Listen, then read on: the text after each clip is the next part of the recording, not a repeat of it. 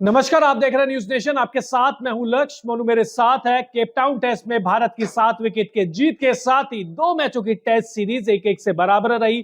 खतरा था सीरीज जाने का, लेकिन टीम इंडिया के गेंदबाजों ने ऐसा होने नहीं दिया और दोनों ही पारियों में अपना दबदबा बनाए रखा। अब वैसे तो इस सीरीज में ज्यादातर बल्लेबाज फेल ही रहे, लेकिन एक बल्लेबाज ऐसा है जिसने कसम खा रखी है कि वो टेस्ट क्रिकेट में रन बनाएगा नहीं। सेलेक्टर ने कसम खा रखी है कि हम बार बार मौके देंगे, लेकिन इस खिलाड़ी ने भी कसम खा रखी है कि नहीं, आप कितने भी मौके दे लो, मैं सिर्फ एक काम करूंगा, मैं सिर्फ हो जाऊंगा flop. Fail fail flop flop flop. और इससे आप समझ गए होंगे उनका नाम है शुभमन गिल।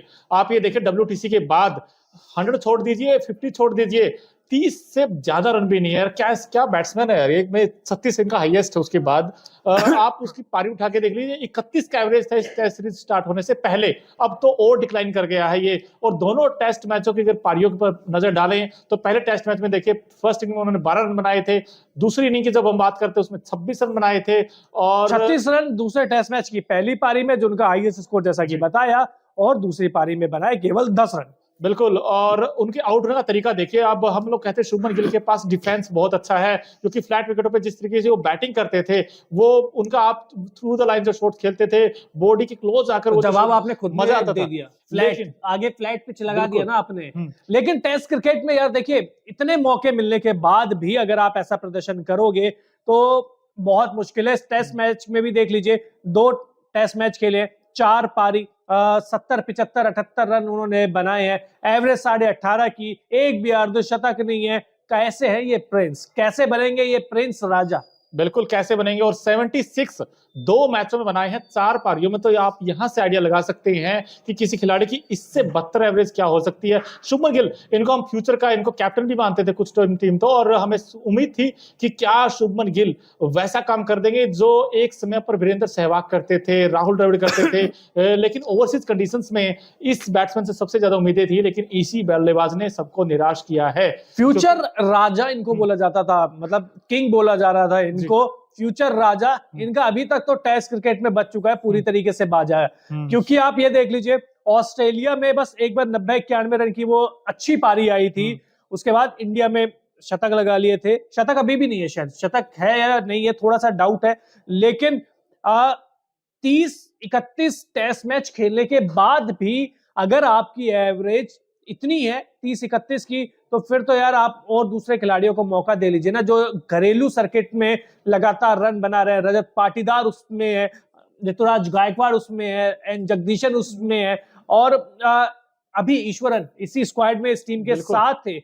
तो बार बार इतने, क्योंकि 30-31 यार पूरी जिंदगी में मोनू आपको भी पता होगा कि इतने टेस्ट मैच क्रिकेटर अपनी जिंदगी में नहीं खेल पाते हैं। इनको इतने मौके मिल चुके हैं। बिल्कुल मौके मिल चुके हैं। हालांकि 100 है इनका टेस्ट फॉर्मेट में इंडियन कंडीशंस में, लेकिन आपको दोस्तों असली जो रियल टेस्ट होगा ना, वो बैट्समैन अच्छा बनता है तब जब आप सेना कंट्रीज में south Africa, England, New Zealand, Australia वहां जाकर रन बनाए। लेकिन साउथ अफ्रीका में जहां पर गेंद हरकत करता है अच्छे सीम पर पड़ने के बाद, वहां आपका टेस्ट होता है। आप देखिए ना, वहां पर केएल राहुल ने दिखाया ना वो टेम्परामेंट। आप देखिए विराट कोहली हमेशा की तरह वो क्लोज टू द बॉडी खेलते हैं ना। तो शुभमन गिल के पास जब इस तरीके का उनके पास आर्ट है खेलने का, और उसके बाद भी अक्रॉस द लाइन जाकर शॉट खेलते हैं, आउट कैसे आप बताइए, आउट होने का तरीका देखिए। आप बाउंसी पिच की बात कर रहे हैं। इंडिया में भी टेस्ट मैच खेले, इंडिया में भी रिकॉर्ड खराब है, स्पिन भी ढंग से नहीं खेल पा रहे हैं। आप स्पिन भी ढंग से नहीं खेल पाएंगे, आप स्पिन पे भी डिफेंस अच्छा नहीं कर पाएंगे, आप बाउंसी पिच पे भी डिफेंस अच्छा नहीं कर पाएंगे। तो ऐसे तो कैसे काम चलेगा?